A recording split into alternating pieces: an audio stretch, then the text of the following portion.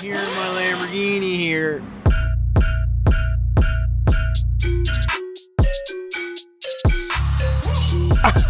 Here we are. Oh, I'm so excited. Welcome back to another Millionaire Mansion home tour.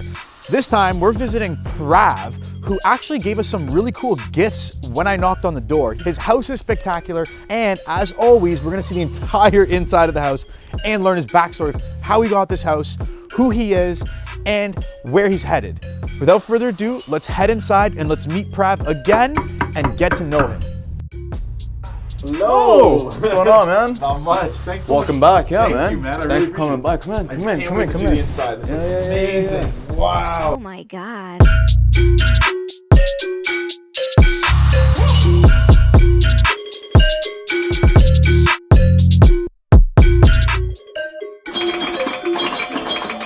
All right, Prav. I want to say thank you so much for one, answering the door when I knocked.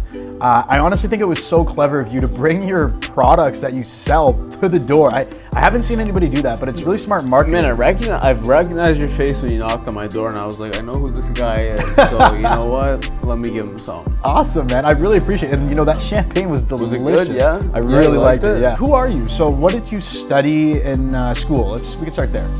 I studied BBA business at Laurier, Wilfrid Laurier. Wilfrid Laurier, okay. From school, from their BBA, I guess, did you then open up your first business? So I started my first business actually in my first year of university. Okay. I think I've always been an entrepreneur by heart. Basically taken, you know, all my buddies' funds and invest for them and give them back returns. So it was like a vesting profile, so to speak. How did you go from that business and forward from there? See, I never thought I'd end up in real estate development at all because I went to school for finance. I wanted to be a hedge fund manager. That's why I started my first business. Okay. But the money in real estate is just too good to be, you know? Yeah, and I keep hearing people into that, and real estate seems to be a really good way to make money. So is that a way that you've been able to solidify some wealth? Yeah, and I've had the blessing of my father to be able to fund me and my business resources, and I've had the safe net that you fail, you know? So do you find that was able to allow you to do a little bit more risky business moves? Stuff, exactly. Got you. Yeah, they did, you know, I mean, like, for example, one of the developments I did, you know, the closing cost was about 20 million. We sold for 30 million, right? Got you, so that's okay. Crazy numbers. Yeah, it's big, definitely, no doubt. You know, that's like me and my dad, I guess 50-50 now doing that business.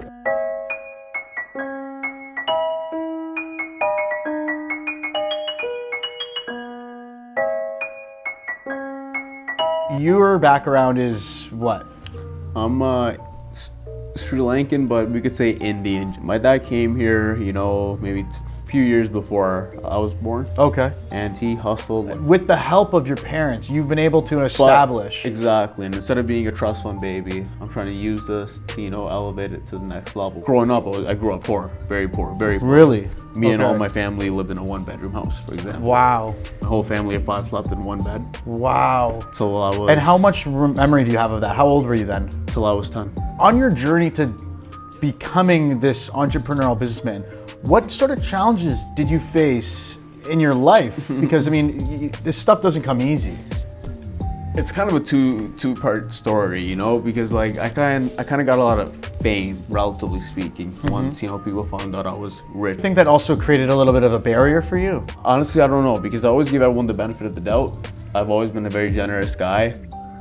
Jealousy is a disease, you know, and it's really sad that people can't be happy for someone's success, because I'm always happy when people are successful. I think that there's also an angle to it that, you know, social media wasn't around 30 years ago. This is a new thing. You're experiencing something right now that was likely to never be experienced prior to that. You could be almost a pioneer in a sense of, you know, yeah, you came from wealth, but, you know, your reaction to the public and how they are able to respond and react with you was never really a platform. There was no platform for that. So that being said, that's a good point.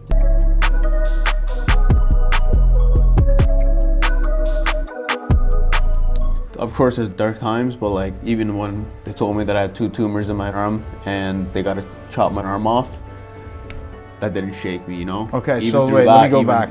Even through that, I didn't take a day off work. I was at the job site every day. I was working until the day of my surgery. Wow. You know, because that's the kind of guy So I am. you got diagnosed with 2 tumors in your left arm. Left arm, yeah. And they told you you're gonna cut your arm off. Yeah, and if it spread to my neck, I'm dead. So you have some That's really my good work That's ethic. my work ethic. I mean, Yeah. that's why I think I am where I'm at. I love my supercars, love tracking them. Prav partied the hardest out of everybody he met. All right, he'd be Wow. at the club till 5, 6 a.m.